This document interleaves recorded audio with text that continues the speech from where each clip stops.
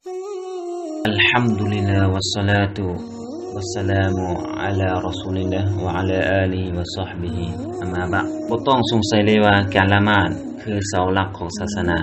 การละหมาดนั้นเป็นการแยกแยะระหว่างการศรัทธาและการปฏิเสธศรัทธาผู้ใดปฏิเสธละหมาดเท่ากับว่าเขาปฏิเสธศรัทธาต่ออัลเลาะห์แล้วดังท่านนบีได้กล่าวไว้ว่าอัลอะฮดุลลซีบัยนะนาวะบัยนะฮุมุศศอลาห์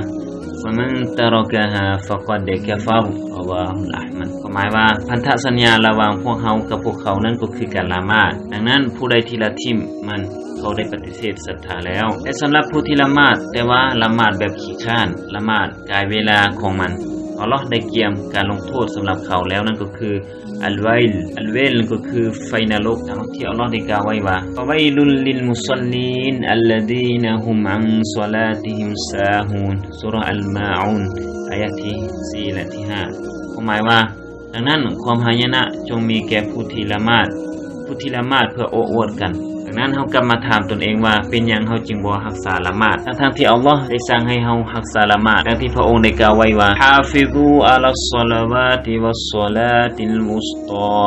วะกูมูลิลลาฮิกานิตีนซูเราะห์อัลบะเกาะเราะห์อายะห์ที่238หมายว่าเจ้าจงรักษาไว้ซึ่งการละหมาดและละหมาดที่อยู่ครึ่งกลางและจงยืนละหมาดต่ออัลเลาะห์อย่างนอบน้อมดังนั้นเฮากลับมาถามตนเองว่าเป็นหยังเฮาจึงบ่ละหมาดเฮาบ่ย้านการลงโทษของอัลเลาะห์บ่และคิดว่าเฮาจะบ่ตายบ่และจงรู้ไว้ว่าสิ่งที่เฮาจะถูกสอบสวนอันดับแรกในวันโลกหน้าวันกิยามะห์นั่นก็คือการละหมาดดังที่ท่านนบีได้กล่าวว่าอินนะอัววะลามายุฮาซะบูบิฮิลอับดุยอมัลกิยามะติมินอะมะลิฮิศศอลามินอะมะลิฮิศศอลาตุฮูฟะอินศอลุฮัตฟะกอดอัฟละฮะวะอันญะฮะวะอินฟะซะดัตฟะกอดคอบะวะคอซิรอความหมายว่าแท้จริงสิ่งแรกที่จะถูกสอบสวน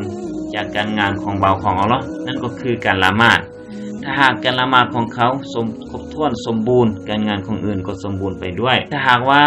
การละหมาดของเขานั้นบกพร่องการงานอื่นของเขาก็จะบกพร่องตามไปด้วยดังนั้นเราจะตอบพระเจ้าของเราอย่างใดในขณะที่เราถูกสอบสวนถึงการละหมาดของเราในวันกิยามะห์ในวันกิยามะห์นั้นท่านนบีจะฮู้จากประสาทของท่านจากห้องห้อยการละหมาดจากใบหน้า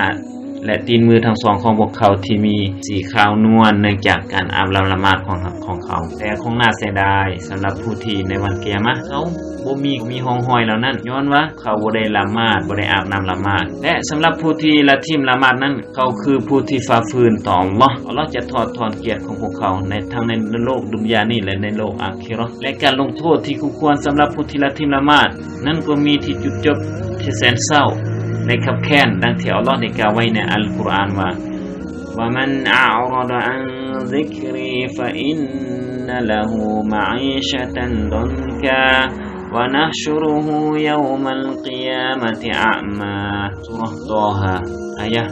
124ความหมายว่าและผู้ใดที่หันหลังหนีจากการรำลึกของอัลเลาะห์แท้จริงสำหรับเขาคือการที่มีชีวิตอันขับแค้นและอัลเลาะห์จะให้เขาฟื้นคืนชีพในวันกิยามะห์ในสภาพที่เป็นคนตาบอดในบรรดานักวิชาการผู้ฮู้ได้หุกมไว้ว่าผู้ที่ละทิ่มละหมาด